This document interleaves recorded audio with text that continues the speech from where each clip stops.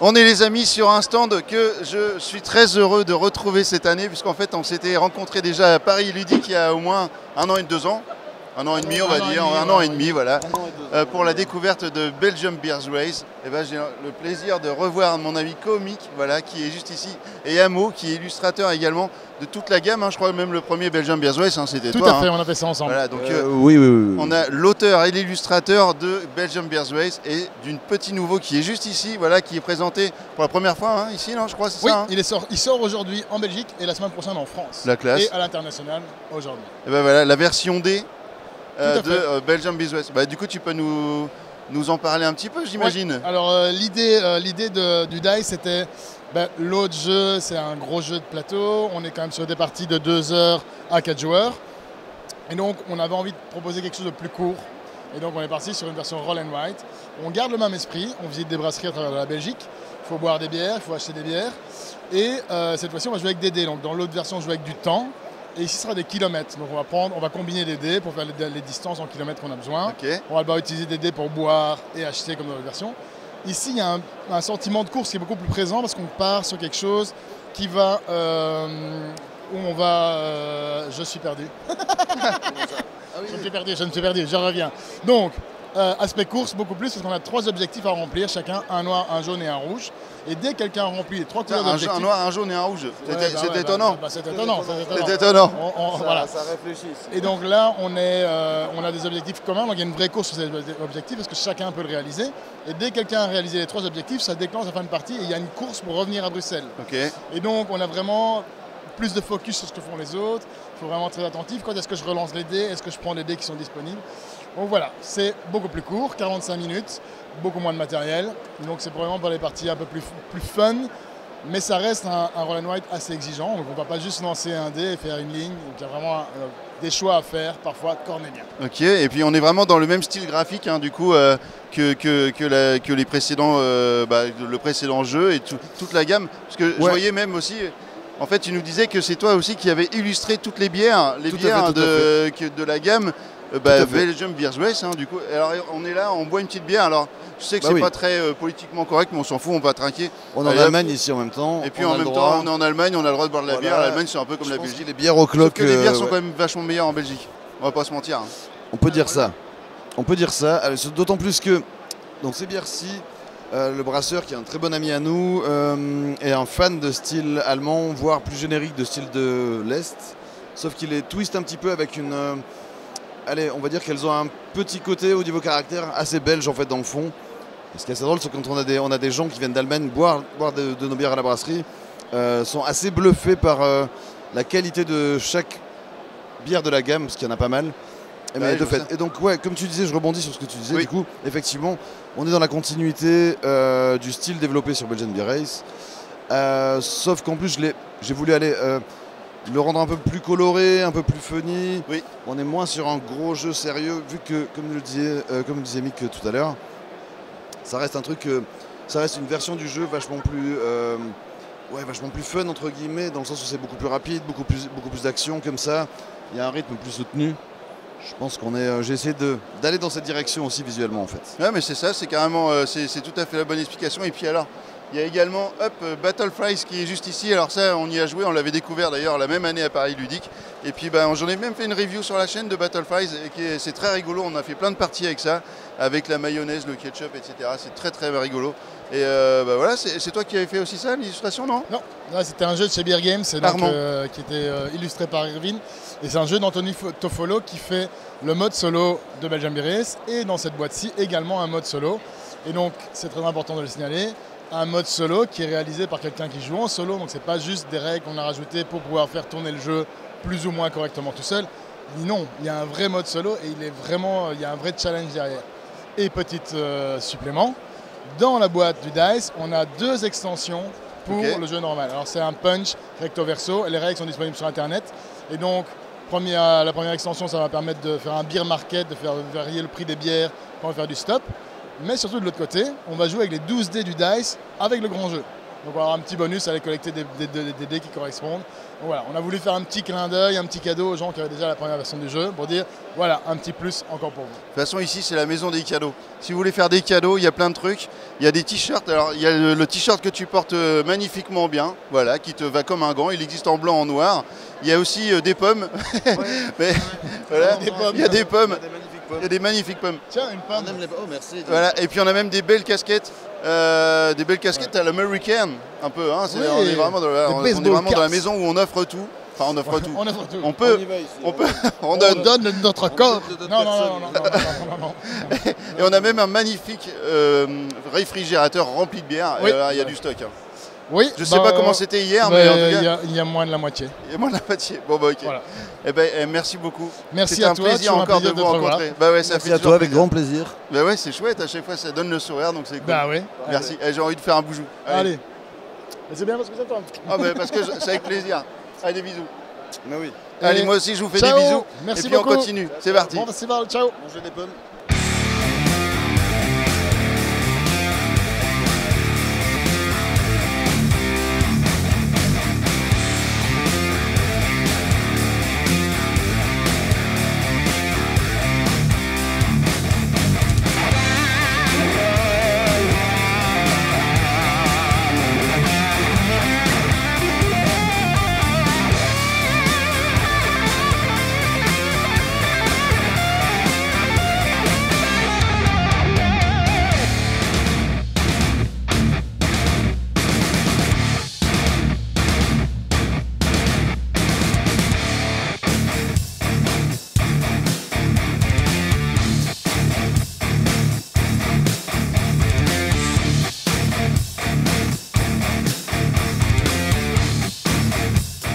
On est sur le stand de Our. Alors Our, c'est Our Bonjour. comme bonjour, donc Tout à bonjour fait, Césaré. bravo.